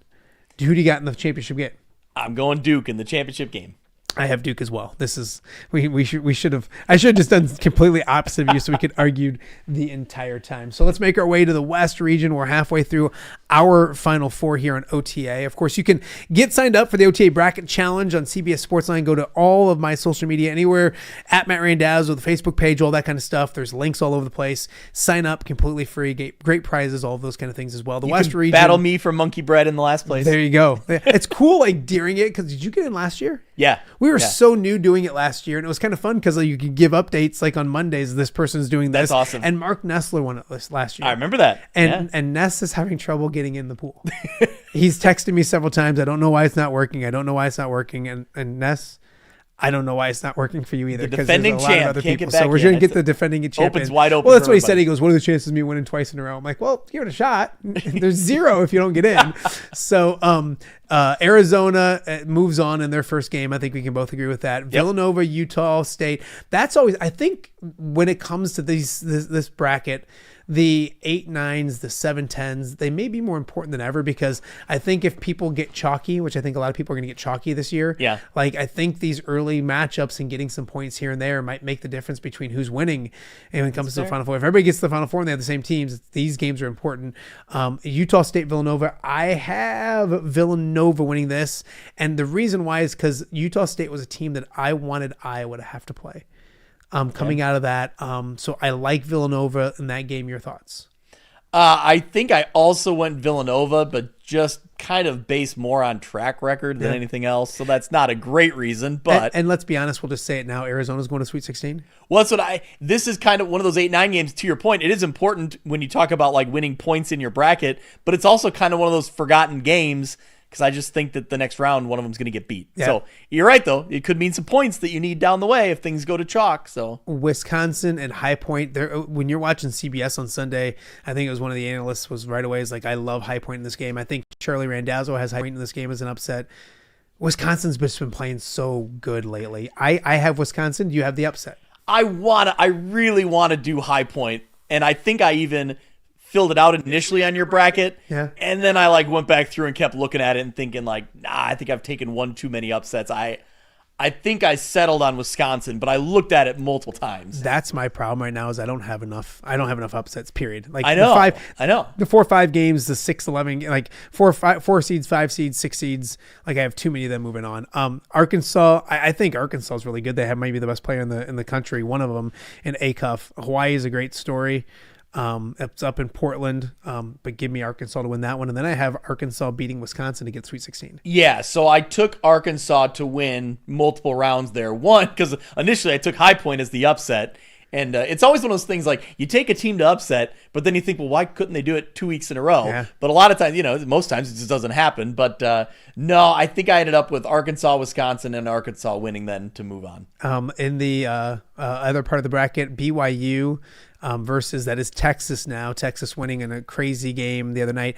I do get worried about the fact that sometimes that team that wins in Dayton has some momentum, but the BYU so talented. They might have the best scorer in the country. Give me BYU there winning. And again, it's a 6-11, and I hate doing that all the time. Yeah, I'll go BYU in that one. I don't think that's the 6-11 matchup that I will pick as an upset. It's not the same Gonzaga team as usual. But I can't take Kennesaw State, so I have Gonzaga moving on. But I do have BYU beating Gonzaga. I have Gonzaga winning, and I have Gonzaga winning again against BYU. Okay. And actually, we'll keep talking. All right. I think. All right. Okay. I like where this may be going. Friday, Miami versus Missouri. That game's in St. Louis. I was shocked that the 10 seed Missouri is going to St. Louis and playing there. I have Missouri simply for the fact that they should have a big home court advantage. I took Miami, but that's a huge factor, and no doubt about it. Purdue, I hated Purdue a week ago, and now everybody loves Purdue because they won the Big Ten tournament. You look at the Big Ten tournament, sometimes it gives you some nice momentum going in, but I go back to Iowa winning the Big Ten tournament a few years ago and losing to Richmond in the first round. I go back to Illinois winning the Big Ten tournament like the year before that, and they lost to Loyola in the second round. So like I do think that sometimes you get so caught up in the Big Ten tournament that you have that, not I want to say letdown, but like you spend a ton of energy. It is a Friday game, which I think is beneficial for Purdue because it gives them an extra day to rest after playing on Sunday. They're going to beat Queens, obviously. I think they're so senior heavy that I do have Purdue not just beating Queens, but then beating Missouri after that as well. Can you give me a breakdown on Queens? Because I've never even heard of them. I'm assuming they're from Queens. No, I think it's Is it on here? It says NC next to it, so assuming that's North Carolina. Really? That's what I'm saying. Well, then I have no, I never can't. heard I know Queens College. No, I just get no. I've never heard of, never seen them in a bracket. I'd have to look it up to know like any background on them. I don't know anything about them. I do always look at the. I always remember Iowa State losing to Hampton as the 2-5. I always remind Stockpile of that as well. Yeah. So I do have Purdue coming out of that part. Yep. I think I have BYU. You have Gonzaga. So it's Purdue. For me, Purdue versus BYU. I have where am I? Purdue moving on to the Elite Eight, which if you would have told me that 2 weeks ago, I would have thought you were crazy. Yeah. But they're an old team, and I think the fact that it almost looked like they were disinterested in the regular season at points. Like get to the postseason, get to the time of year. So I'll take Purdue. You have Gonzaga and Purdue probably. I'm gonna have Gonzaga and Purdue. I'm gonna take Gonzaga out there. I think just call it. I need a number 3. I need somebody else other than a 1 or 2. Yeah. So I'm just going to go with Gonzaga as the 3 seed there to move on. To the Final Four or just to the Elite Eight? Let's see. No, I'm going. No. Nope. So I have Purdue, Arizona. You have Gonzaga, Arizona. We both have Arizona winning to go to the Final Four?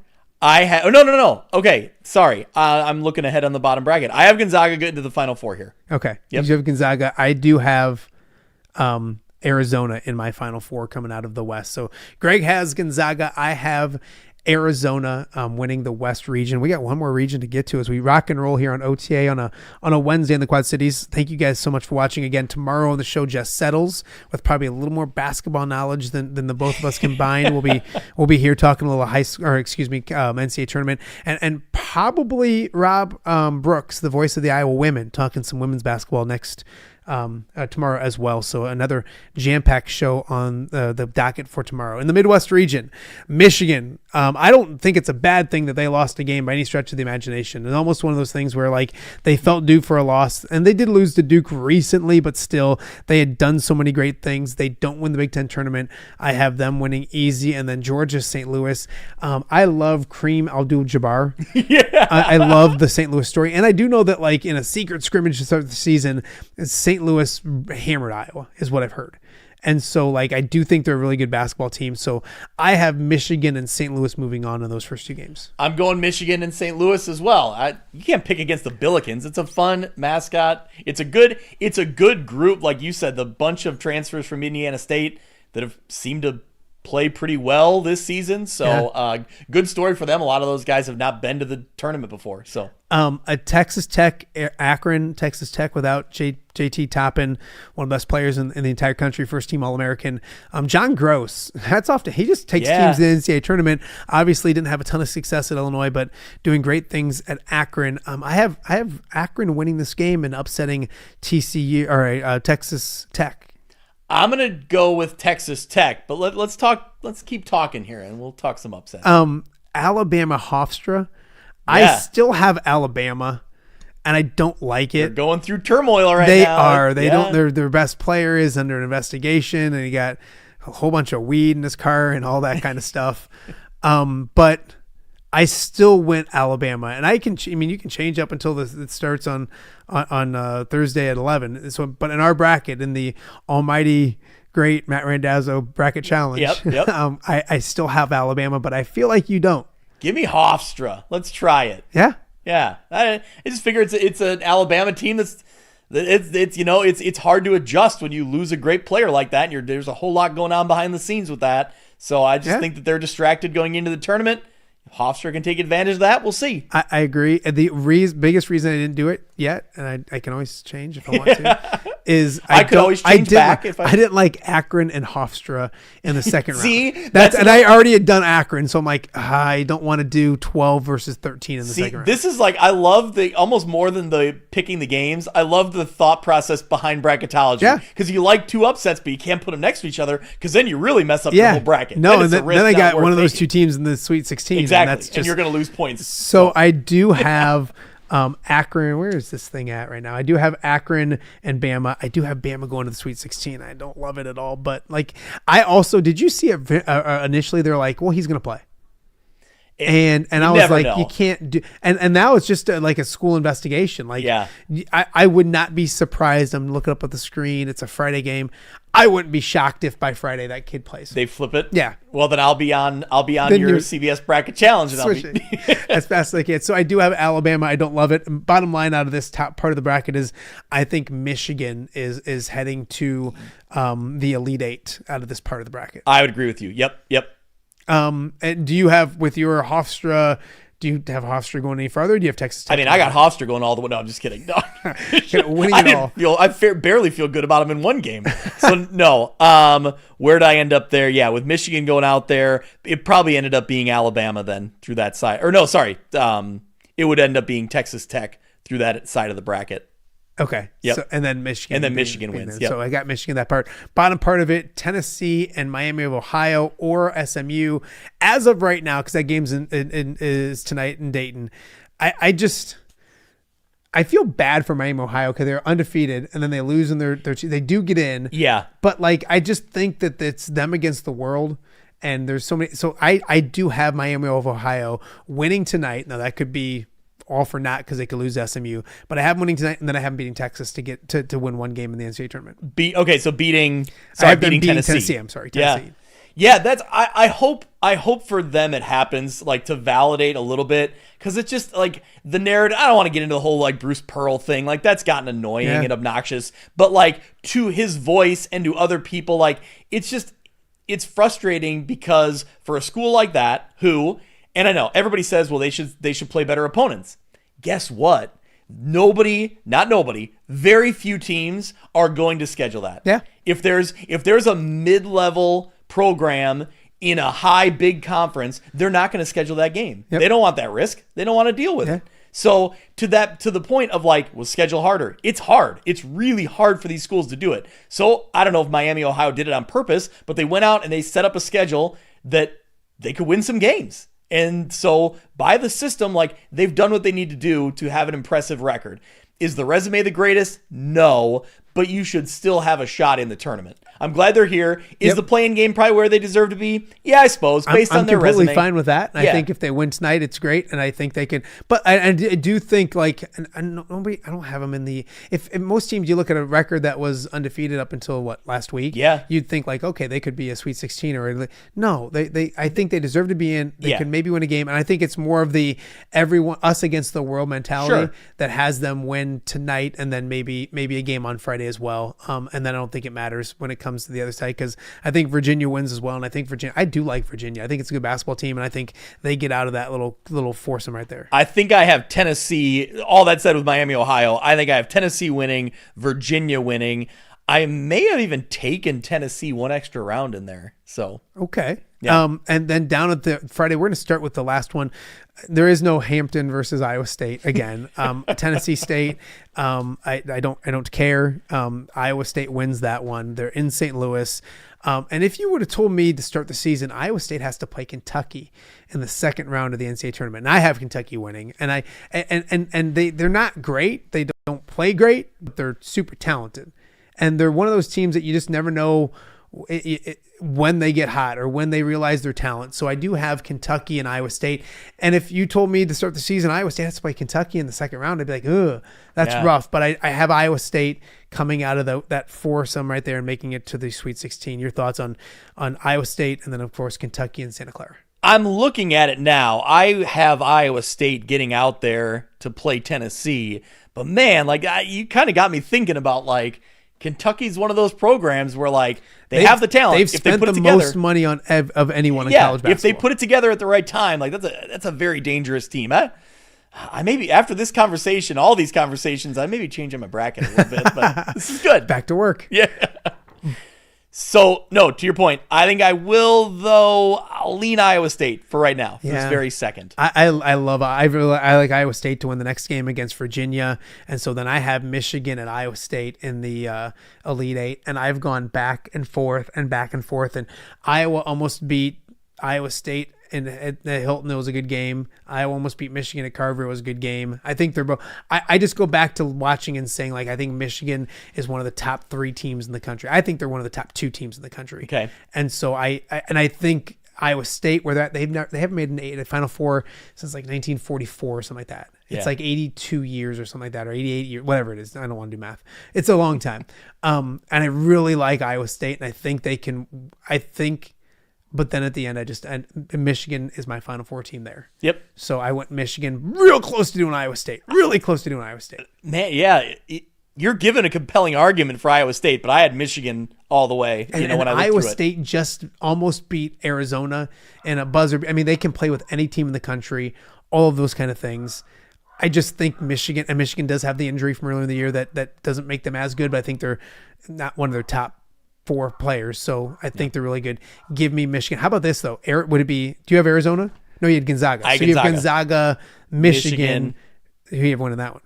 I have Michigan going to the national championship. I have Arizona, Michigan. And I think those are the best 2 teams in the country. Okay. If they were on opposite sides, they would be my Final Four, my championship game. I guess I got to be on the spot. It's freaking Wednesday. Like I can't keep going back and forth. I went Michigan to win everything. I went Michigan to win that game. Yep. I have Michigan to beat Duke. Okay. I have Michigan win the national championship. So we don't totally agree. It's been forever since the Big Ten has won a national championship. And what better year than now? So there you go. I have Duke, Houston, Michigan, Gonzaga. I have Michigan and Duke in my national championship game. Feels very like 1992, very old school. I love that feel. I know, me too. I'm going Duke over. I'm going Duke over Michigan. We've talked so much. We could probably put ourselves, not the people want to watch us, back up on. So you have, say that again. You have Duke over Michigan. Duke over Michigan. Okay, to so win a national title. Final Four wise, my Final Four is Duke, Houston, Arizona, and Michigan. Yep. And if that was me 5 years ago, taking 3 1 seeds and 2, my old me would have slapped myself and said, "You're an idiot. That's not going to happen." I just think the new day of college basketball, chalk is not a bad thing. That's my thoughts. I agree. Chalk isn't the worst thing in the world. So we'll stay chalky here, and we'll do that as well. You have really close to the same thing except just for Gonzaga and Arizona, and then you have Michigan and Duke in the championship game, but you have Duke winning the national championship. We're gonna wrap things up. We'll take a quick break and then wrap up a fun edition of Off the Air with Matt Randazzo right after this. We'll be right back. Hello, Dan Pearson here of FCA. Our team is thrilled to support Off the Air with our good friend Matt Randazzo. We share the view of the power of sport when it comes to relationships, including the influence of the coach. FCA believes the coach is the most influential person in America. Matt celebrates local coaches and athletes. His content is informational, insightful, and inspirational. Our Fellowship of Christian Athlete team loves partnering with Off the Air with Matt Randazzo while we engage, equip, and empower coaches and athletes in our 23 counties.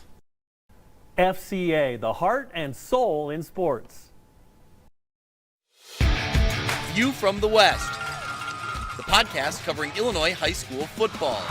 It's going to be a hard-hitting game. It's going to be great football. Weekly analysis and reaction from around the western side of the state of Illinois. This is the game we had circled when the year started. Follow along on YouTube and subscribe wherever you listen to podcasts. It's big-time football out there tonight, and I know we can play big-time football.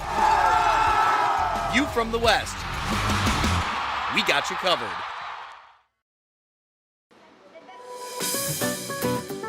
Are you looking for the Quad City's best chips and salsa? There's only one dude to turn to. Right on. Snoop. Hand-cut chips, fried fresh with that crunch you've come to love. And the most addicting salsa with delicious fresh ingredients each and every time. Pick up your chips and salsa, queso, enchiladas, and much more at the Stern Center in Rock Island. To place your order, simply call the man himself. It's Snoop at 309-314-8197 and find out for yourself what the rest of the Quad Cities already loves. Welcome back to Off the Air with Matt Randazzo here on a Wednesday in the Quad Cities. I don't know if my microphone's been this loud the whole time or not, but it probably has. I've been blowing people's ears out. Anyways, thank you guys for joining us on a fun Wednesday. Greg Armstrong with us, a little co-host today. Yeah. It's been a lot of fun. And I thought, we got done with that last segment, and you and I are like, yeah, it was good. I don't know if it was any good. We'll go back and look at our. I'm already getting texts because I had thoughts on Iowa, and so people don't like it. You can't speak ill of the Hawkeyes. People don't like it, especially on this show. If you missed any of the show, Cooper Koch on the show today. We wish Iowa the best of luck. I do especially, but of course Cooper has been really good to the show. He's been on several times, so for him to take some time and join us this morning is a bunch of fun. They head out this afternoon to Tampa, and they take on Clemson coming up 5:50 on Friday. If you missed anything with Cooper, go back and check that out. Also, KJ LaMonte joined us as well. KJ, a Rock Island standout, played year number 1 at New Mexico Highlands University out in New Mexico. Is at Indian Hills right now, doing great things. Conference Player of the Year. A lot of attention when it comes to next year and where that kind of goes. And then, of course, forget about that because they have the national tournament coming up next week as well. There are 3 seeds, so they wait and they play Monday. So thank you to KJ LaMonte for joining us. And then thanks to this guy for coming out and filling out the brackets. Awesome. Yeah, this is fun. Are you closer to the prizes? Are you closer to the monkey? By the way, we're not. Andy, if you're watching, I love monkey bread. Yeah, oh no, I know it's not a bad thing. But here's the thing: your confidence level. I guess I grew up and this is the ultimate mystique of like, I want the perfect bracket. You always hear about like, there was one person on ESPN who did it all perfect. And every year I'm like obsessed with like, what if I do it? What if I make the perfect bracket? It'll never happen, but you know. The kids go downstairs and they're like, I'll watch with them and like, they'll lose an 8-9. And they'll be like, the bracket's done. I just lost. I'm like, it only matters if you keep your Final Four and your Elite Eight. Like Elite Eight is a bonus, but keep your Final Four and you're fine. But they're like, I just lost it. I lost the. I'm like, it's a 7-10 game. It's no big deal. So you must be taking care of your brackets. You scrumpled it up I know, already. I already have mine. I don't fill mine out till like next Monday. It's a lot easier if you just do it then. I don't know why these people stress out about it, but no, I think it's and again, that's the main things is to keep your brackets to like if you can get those Final Four teams and all those kind of things as well. That's the bonus. Again, view from the West. Yeah. I know it's not football season. We're going to have Greg on talking baseball in the next couple of weeks because, and you know this, and we talked last year when I started doing the show, there's some really fun, easy times of the year.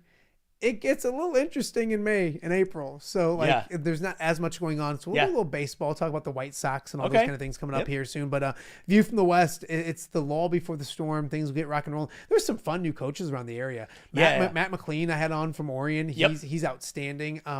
Help me with Rock Island. Waggle from Sherrard. And then Rock Island is Romer, yeah. Yep. Yeah. So so great stuff. High school football is.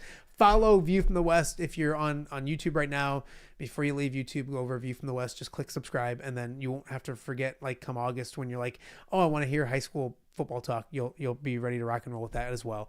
And best part of this is we're gonna meet Scott Weiss and get a Polar Pop later. That's the biggest plan of the day. I love that. I got him out here as well. So again, thank you guys for watching. Thank you to Cooper Koch, to KJ, LaMonte, and Greg for joining us. Tomorrow on the show, Jess Settles will be on the show talking more NCAA basketball.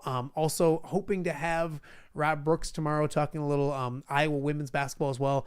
And who knows what happens over the next 24 hours on who else might be on the show as well. I do know this. I'll leave with this. This is the first time in a while I've actually worn jeans. Usually I'm wearing shorts or sweatpants. So having the studio back and rolling again, I kind of like this. Yeah. I want to have more people come out. So anyways, thank you guys so much for joining us on a Wednesday edition of Off the Air. We'll see you guys back here tomorrow.